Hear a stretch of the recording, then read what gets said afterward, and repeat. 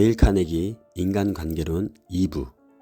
사람들이 당신을 좋아하도록 만드는 6가지 방법. 1장 어디서든 환영받는 사람이 되는 방법. 데일 카네기가 사람들이 나를 좋아하게 만드는 방법 중 첫 번째로 언급한 것은 타인에게 진심으로 관심을 보이라는 것입니다. 그리고는 재미있는 예를 한 가지 들고 있는데 그 주인공은 바로 강아지입니다. 닭은 달걀을 낳고 자신을 내어주며 사람들의 관심을 받고, 소도 우유와 노동력을 제공하고 고기를 줍니다. 돼지도 엄청난 번식력으로 우리에게 많은 고기를 제공하죠. 하지만 그들은 겨우 먹을 사료를 제공받으며 평생 우리에 갇혀 생활하기도 합니다. 그러나 강아지를 보십시오. 강아지는 인간에게 물리적인 어떠한 것을 제공하지는 않습니다. 그저 당신에게 꼬리를 흔들고 달려와 안기는 데 최선을 다하죠. 그런데 강아지가 받는 혜택은 대단합니다. 주인의 침대에서 같이 잠도 자고 옷도 입어보고 고급 간식도 먹습니다. 산책은 기본이며 목욕과 미용 혜택까지 받습니다. 어떨 땐 사람보다도 안락한 삶을 살기도 하는데 이런 최고의 혜택을 누리는 이유가 무엇일까요? 그렇습니다. 바로 인간에게 진심으로 관심을 보이기 때문입니다. 오죽하면 사람보다 개가 낫다는 말까지 있겠습니까? 나의 실수도 용납해주고 언제나 항상 나를 반겨주는 유일한 존재입니다. 인간 간의 소통 그 수준만큼은 못 미치겠지만 교감하고 감정을 교류하고 눈치 빠르게 행동하는 것은 정말 놀랍습니다. 그래서 인간의 마음까지 치유해 주기도 합니다. 그러니 강아지는 우리에게 굉장히 고마운 존재가 되는 것이지요. 데일 카네기가 강아지를 예로 들은 것은 아주 적절했다고 봅니다. 강아지는 우리에게 먼저 관심을 보여줍니다. 우리의 반응과 우리의 어떠한 태도에 상관없이 우리를 향해 꼬리 쳐주고 우리를 관심 가져줍니다. 그런데 놀라운 일이 발생합니다. 강아지가 우리에게 준 관심 때문에 우리의 마음이 열리고 그 후에는 역전이 되어서 우리가 더 강아지를 사랑하게 되고 그들이 필요를 채워주게 됩니다. 자, 이제 데일 카네기가 우리에게 어떤 것을 전달하려고 하는지 감이 좀 오시나요? 정말 중요한 대목입니다. 인간은 누군가에게 관심받고 싶어하고 인정받고 싶어하며 그 에너지로 살아갈 수 있는 존재입니다. 강아지가 아무것도 준 적 없는데 우리에게 먼저 관심을 보였고 그 강아지의 관심이 계속 반복되다 보니 우리가 마음의 문이 열렸듯이 사람을 우리가 그렇게 대한다면 이런 효과가 나타날 것이라는 겁니다. 상대방이 우리에게 어떠한 반응을 하고 어떠한 오해를 하든 우리는 계속 그에게 관심을 가져주고 그에게 호감을 표현하는 것입니다. 데일 카네기는 이 책 한 페이지의 일부 공간을 할애해서 다른 사람이 당신에게 관심을 가져야 되는 이유를 써보라고 합니다.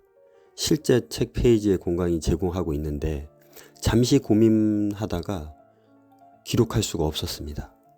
타인이 나에게 관심을 가져야 하는 이유? 그들이 왜 굳이 나에게 관심을 가져야 할까요?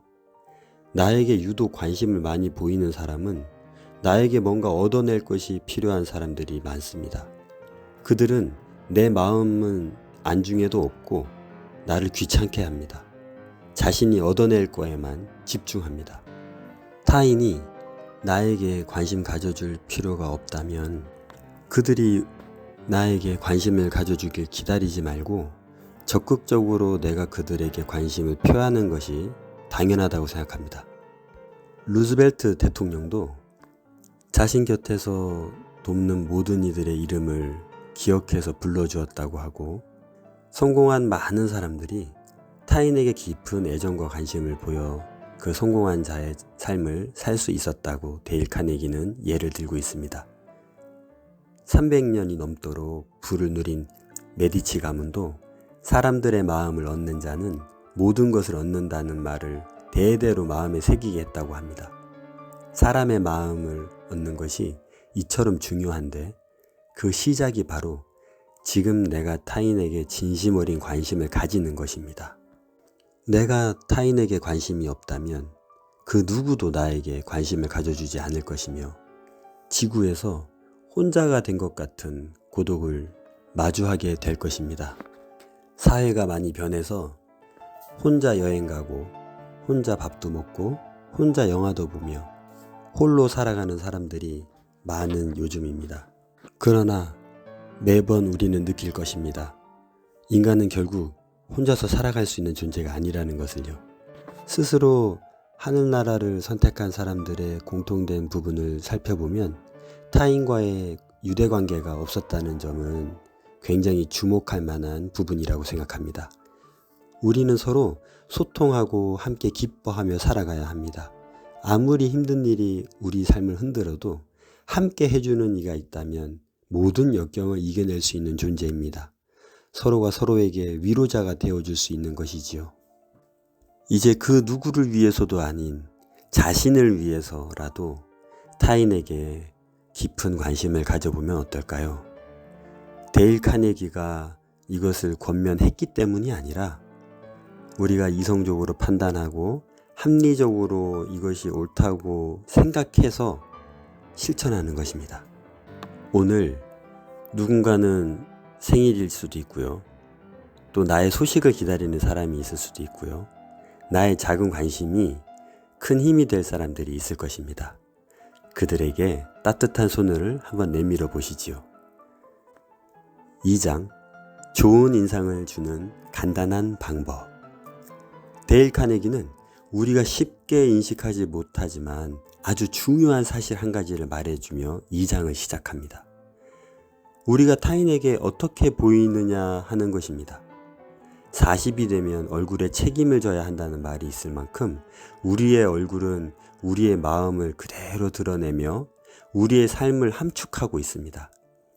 수백만 년 동안 우리의 얼굴은 진화를 거듭하여 많은 정보를 전달하는 데 용이한 기능들을 갖추게 되었습니다.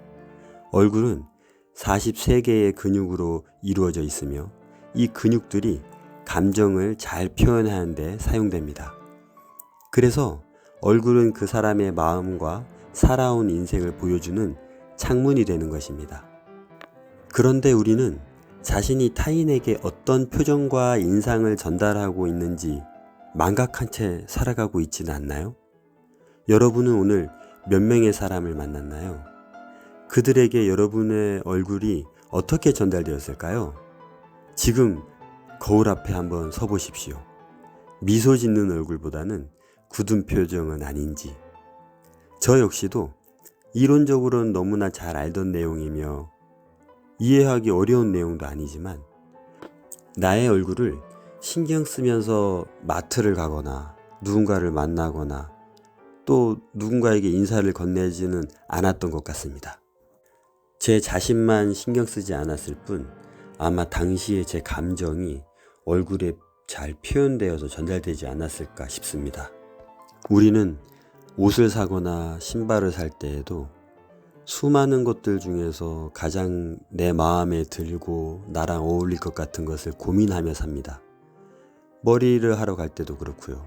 화장을 할 때도, 심지어 가방을 하나 들고 나갈 때에도 온갖 신경을 다 씁니다. 그런데 정작 가장 중요한 얼굴 표정에는 얼마나 많은 노력을 기울였는지 돌아보게 됩니다. 데일 카네기는 웃고 싶지 않고 웃을 일이 없는 사람들이 많다는 것을 인식하고 있었는지 두 가지 제안을 합니다. 첫 번째로는 억지로라도 웃으라는 겁니다. 그렇습니다.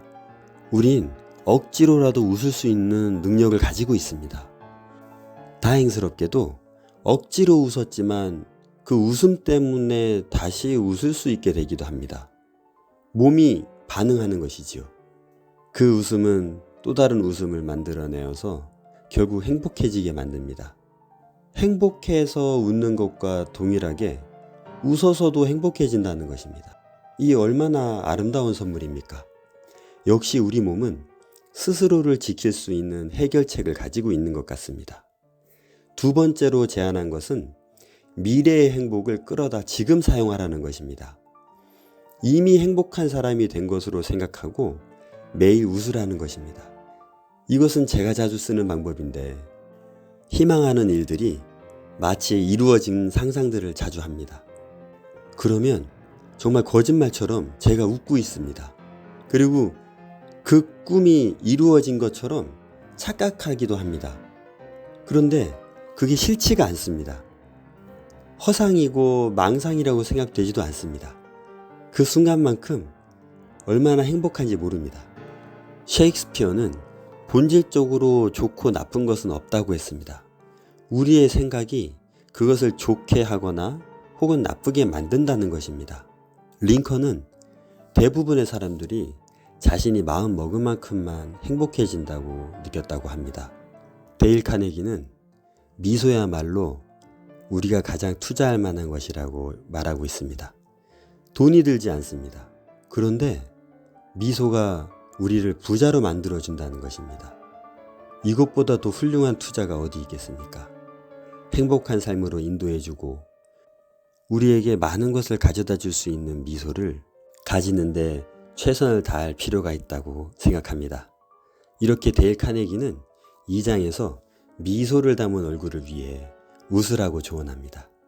웃을 일이 많지 않아 억지로 웃어야 할 때가 많겠지만 노력하다 보면 웃음을 불러올 것입니다. 3장 상대방의 이름을 기억하라. 타인의 이름을 기억하기 위해 노력해 보신 적이 있나요? 저는 외우기 위해 노력한 적이 많지는 않은데 자신의 이름을 기억해 주지 못한 저에게 아쉬운 표현을 했던 사람들이 기억이 좀 납니다. 지금 돌아보면 그때 조금 더 신경을 썼어야 했나 하는 후회가 됩니다. 3장에서는 바로 상대방의 이름을 기억하기 위해 노력하라는 조언을 하고 있습니다. 우리는 이름을 기억하는 것이 어떤 의미를 가지는지 충분히 짚고 넘어가야 될 것 같습니다. 일부에서 말한 것처럼 인간은 인정받는 것을 정말로 소중히 여깁니다. 그렇기에 자신의 정체성을 대표하는 이름을 누군가가 기억해주고 불러주는 것에 큰 의미를 부여합니다. 이름을 외우는 것이 사소한 일이라고 치부할 수 있지만 타인은 여러분이 자신의 이름을 외워서 불러주는 것에 깊은 감명을 받는다는 것입니다. 데일 카네기는 상대방의 이름은 그에게 있어서 모든 말 중에서 가장 달콤하고 중요한 말로 들린다는 점을 명심하라고 조언합니다. 우리도 인생을 살면서 누군가가 자신의 이름을 기억해서 불러주는 것에 감동받은 적이 있었을 것이며 여러분이 누군가의 이름을 기억해서 불러줬는데 생각보다 큰 감명을 받은 경우를 경험한 적이 있을 것입니다. 그만큼 나의 존재를 기억하려고 노력해 준 것에 대한 감동은 인간의 본능인 것 같습니다. 간단한 조언이지만 아주 중요하고 명료하며 생각보다 놓치지 말아야 될 부분을 데일 카네기는 3장에서 우리에게 실천하라고 말하고 있습니다. 4장 대화를 잘하는 손쉬운 방법. 대화를 잘하기 위해 무엇을 해야 할까요? 지금 바로 떠오르는 것이 무엇인가요? 이번 4장에서는 경청에 대한 이야기로 가득합니다. 어느 파티에 초대돼서 갔을 때의 이야기를 들려주고 있습니다. 식물학자를 만났는데 그 식물학자의 이야기를 파티가 끝날 때까지 들어주게 되었다는 것입니다. 그런데 그 식물학자가 훗날에 데일 카네기가 대화를 정말 잘하는 사람이라고 말했다는 것입니다. 데일 카네기는 당시에 그저 공감해주고 추임새를 넣어줬을 뿐 3시간 넘게 식물학자가 대부분의 말을 했다고 합니다. 그런데 상대방은 데일 카네기가 잘 들어줬다고 기억하지 않고 대화를 잘하는 사람으로 기억하고 있다는 것입니다. 또 한 가지 예를 살펴보면 회사에 불만이 큰 고객이 회사를 고소하고 언론에 편지를 써서 사회적으로 시끄럽게 한 일이 있었다고 합니다. 그때 분쟁에 탁월한 제법 높은 위치의 사람이 투입되었다고 합니다. 그 사람은 불만으로 가득 찬 고객을 수차례 만났고 결국 고객은 고소를 취하하였고 일이 잘 마무리되었다고 합니다. 회사 측 사람들은 어떤 마법을 쓴 것일까 궁금했고 훗날 그에게 찾아가서 어떻게 했는지 물어봤다고 합니다. 분쟁을 조율하러 갔던 사람은 처음 만났을 때에도 고소한 고객의 입장을 들어주었고 두 번째 만났을 때에도 그의 마음을 헤아려 주는 데에만 집중했다고 합니다. 회사의 입장과 변명을 늘어놓기보다 고객의 입장에서 불만이 있었던 내용들을 차근차근 들어주었고 문제를 해결할 수 있도록 도와주겠다는 마음을 전했다고 합니다. 이렇게 성공한 사례를 듣다 보면 별일 아닌 것 같지만 사실은 굉장히 어려운 일이지요. 요즘 전화상에서 욕설을 하거나 안 좋은 언행을 보여서 고객을 상담하는 분들이 정말 많은 어려움을 겪고 있습니다.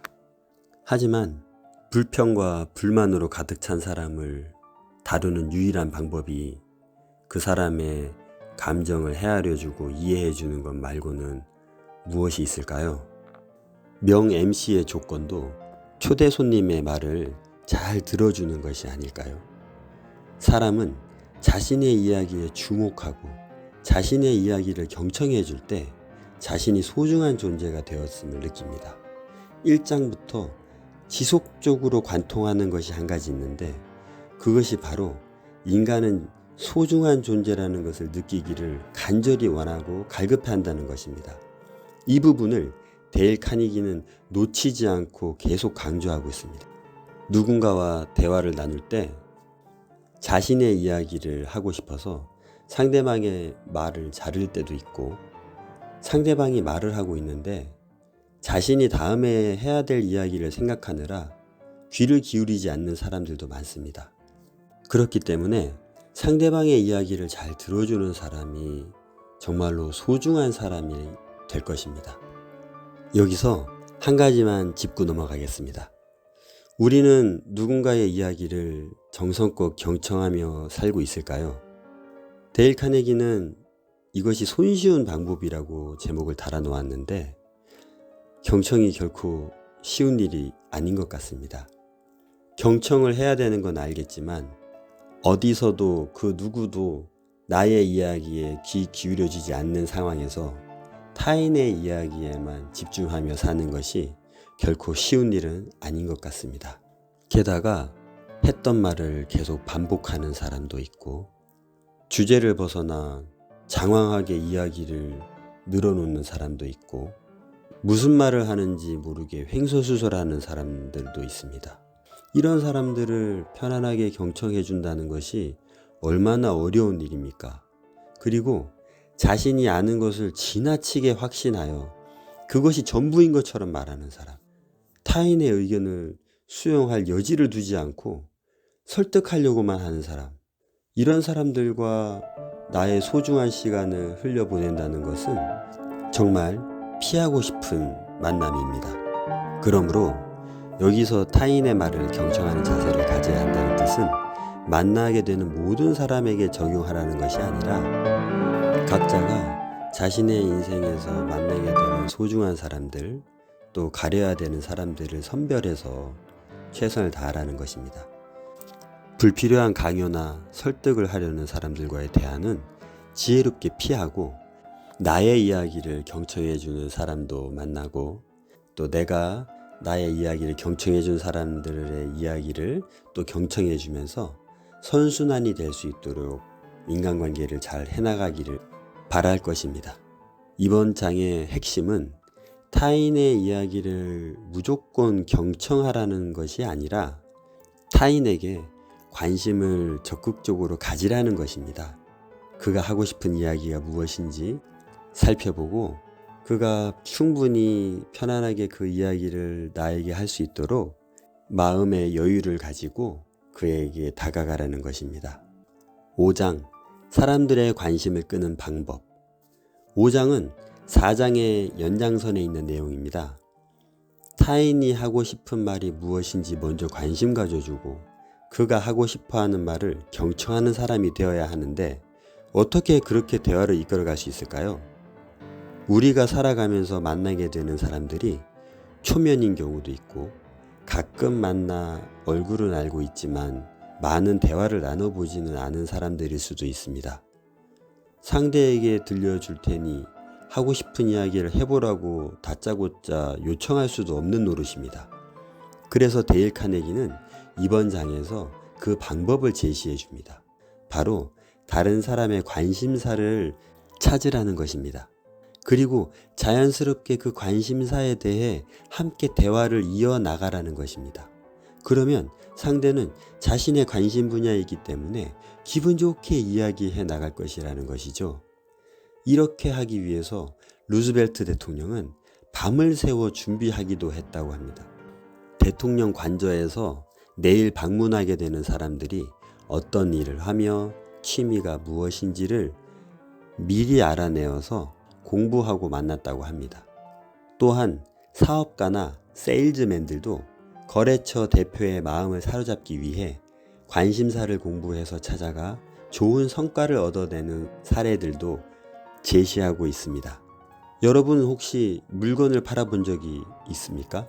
상대방이 어떤 물건을 원하는지 고민하기보다는 내가 팔 물건을 어떻게 잘 설명해서 저 사람이 사도록 할까에만 집중하고 노력하지 않았나요?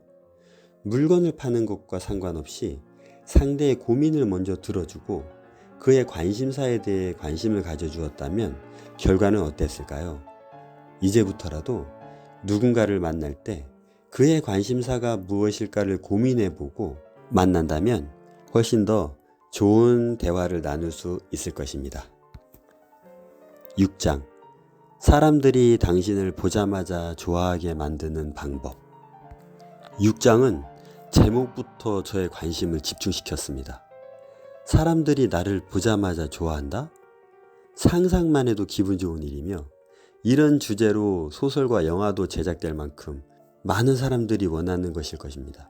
이런 마법 같은 일들이 정말 일어났으면 얼마나 좋을까요? 혹시 그 마법의 비결이 있다면 누구든지 알려주면 좋을 텐데 마침 이 책에 그 방법을 제시하는 제목이 있어서 눈이 번쩍 뜨였습니다. 그러나 데일 카네기는 새로운 방법이나 비법을 제시한 것이 아니라 앞에서 언급한 내용을 다시 한번 강조하는 장이었습니다. 조금 실망스럽기도 했지만 끝까지 읽어보니 맞는 말이어서 수긍하게 되었습니다. 그리고 이보다 더 좋은 방법은 없을 것 같았습니다. 인간 행동에 있어 가장 중요한 하나의 법칙. 데일 카네기가 스스로 알게 된 단 하나의 법칙을 이야기하고 있는데 그것은 바로 모든 사람은 자신이 소중한 사람이라는 느낌을 갖고 싶어 한다는 것입니다. 이것은 인간에 대해 고민했던 수많은 사람들이 수천 년 전부터 알아왔던 내용이라고 합니다. 현존하는 여러 종교의 시초가 되었던 조로아스터교의 가르침에서도 나왔고 2400년 전 중국의 공자, 도교의 노자도 이를 가르쳤다고 합니다. 석가모니도 겐지스 강둑에서 이에 대한 내용을 가르쳤다고 하며 석가모니보다 1000년을 앞선 힌두교 경전에도 이미 이 내용이 기록되어 있다고 합니다. 그리고 예수 역시 세상에서 가장 중요한 원칙을 한 문장으로 가르쳤다고 합니다. 이를 우리는 황금률이라고 부르는데 산상수훈으로 잘 알려진 유명한 연설에서 무엇이든지 사람들이 여러분에게 해주기를 바라는 것을 여러분들도 그 사람들에게 해주라고 가르쳤습니다. 이 가르침들을 종합해보면 사람들은 자신이 소중한 존재이길 간절히 바라고 원하니 그런 존재로 인정해주라는 것입니다. 그런 인정을 받는 느낌을 주라는 것입니다.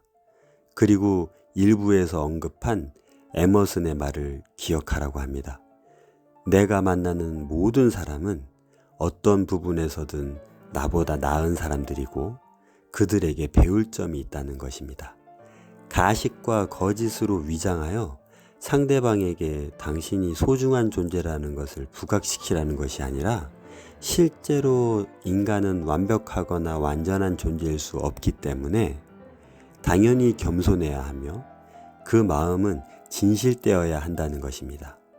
모든 사람은 각자 소중한 존재임에 틀림이 없으며 그 누구와도 비교할 수 없을 만큼 소중한 존재입니다. 자신 스스로의 자존감을 낮춰서 상대에게 굽신거리는 것이 아니라 나 스스로도 세상에서 가장 소중한 존재인 만큼 타인도 그러한 존재라는 것을 인정해 주라는 것입니다. 여러분은 지금까지 살아오면서 타인을 이렇게 소중한 존재로 대해본 적이 있나요? 소중한 존재라는 인식을 가지고 대하면 그의 관심사에 귀를 기울일 수밖에 없게 되며 그가 하고 싶어하는 말을 경청하게 될 것입니다. 만나는 사람들에게 이런 생각을 가지고 행동하고 말해본 적이 있습니까? 데일 카네기는 성공을 위한 조언을 한 것 같지만 사실은 인간의 내면을 아주 단단히 다스리고 그 위에 아주 훌륭한 성품을 쌓으라고 조언하고 있는 것 같습니다. 어쩌면 우리가 그토록 원하는 성공은 우리 자신의 성품이 정말로 훌륭해지는 것인지도 모르겠습니다.